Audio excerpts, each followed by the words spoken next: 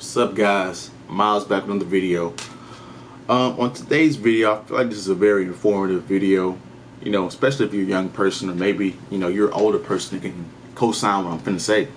Because as I'm approaching the workforce, as I'm approaching my way and getting my way up, working my way up in the world, I'm beginning to notice something that a lot of people don't want to talk about, or that very few people would talk about. So I want to talk about it today. So today's video, and I have 3 points I want to talk about, which is why I'm looking over here. I have my notes over here. Today's topic is what the real world teaches you.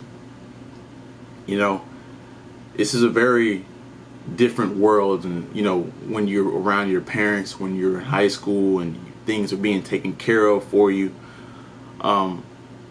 It's a very different world whenever you're out here, working and trying to make a living for yourself.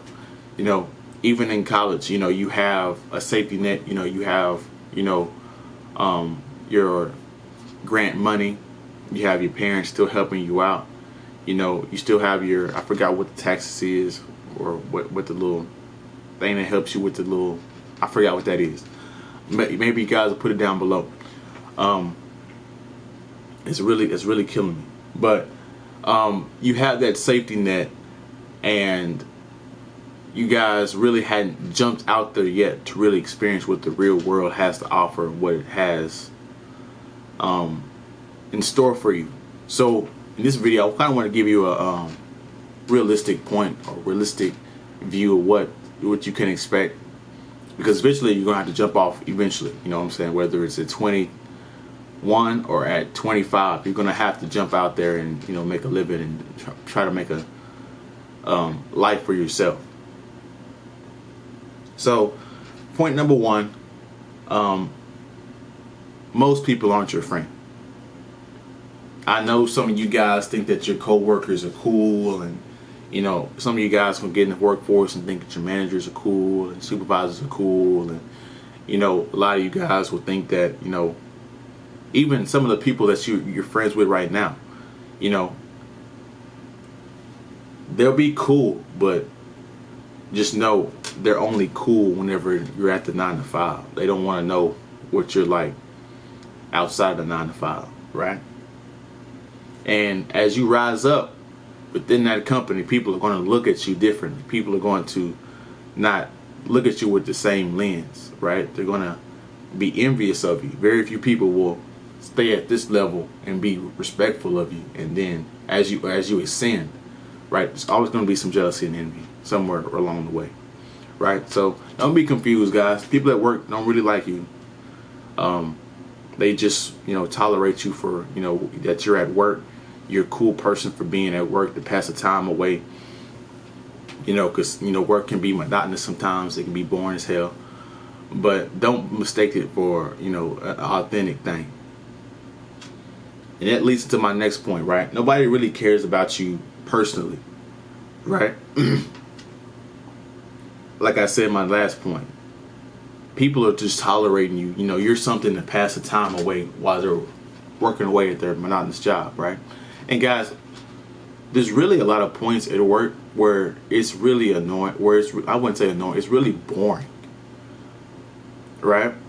If you're a person that likes to get a lot of stuff done, you're going to find out that, once you get those things done, you're going to have about 4 or 5 hours left over. Especially if you're an office person, if you're a person that likes working in the corporate office, something like that, and you're a hard worker, and you like to get ahead of stuff, and it's going to be some days where it's going to be some days where you're working busy and you're being, barely productive.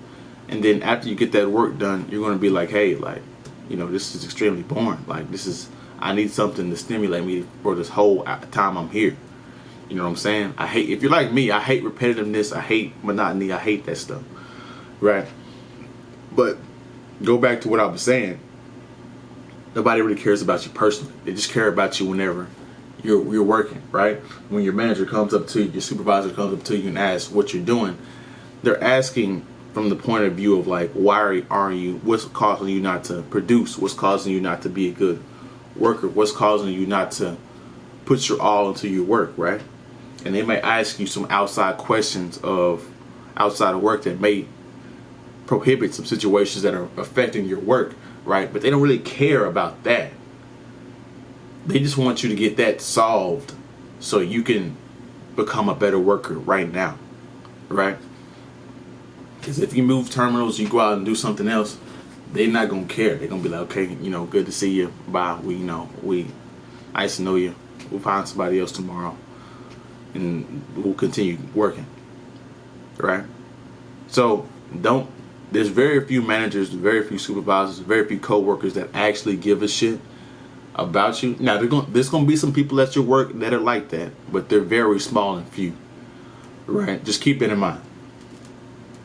And lastly, you're gonna find out really fast, guys, that if you do not stand up for yourself, if you do not speak your opinion, if you do not stand up for yourself in a way that you don't agree with what your task is or how you are being worked at work, guys, people are gonna run you over.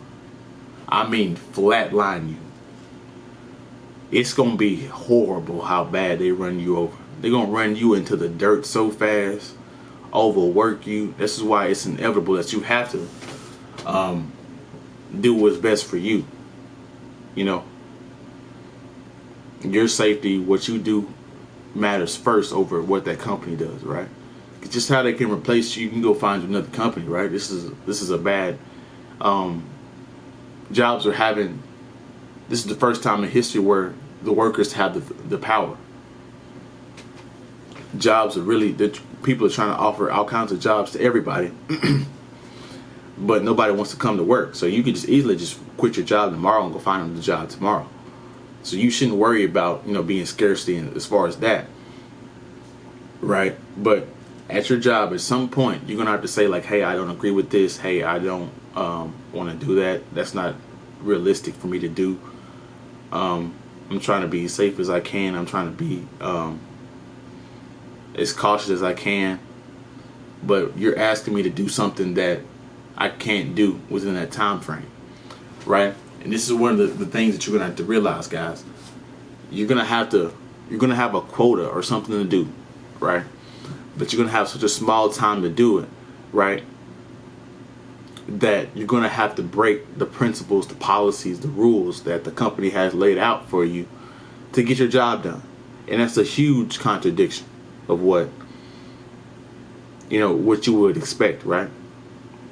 You would expect the company to value the policies and laws over, your quantity of work. And it's really quite the opposite. The reason why they do that is because they're trying to pass the liability. They're trying to save their own ass. So in the case that you fuck up, they'll be like, hey man, like we told you to do this, but you didn't do it. So here's deuces. We're gonna have to fire you, right? That's the whole reason why they do that. The whole reason why they do that. They're passing the liability, right? They know that you got to break some of them rules to get what you need to get done within the amount of time you need to get done. They know that. They don't care. That's my video. Like, comment, subscribe. Share the video if you like the video. It's a cold world out here, guys, but you got to be even colder to survive it and work your way up and be the person that you need to be. Live the life that you want to live. It's going to be tough, but in the end, it's going to be worth it. So find what you want to do in life and capitalize on it and do it. We out. Have a good day, good week. Have a blessed day.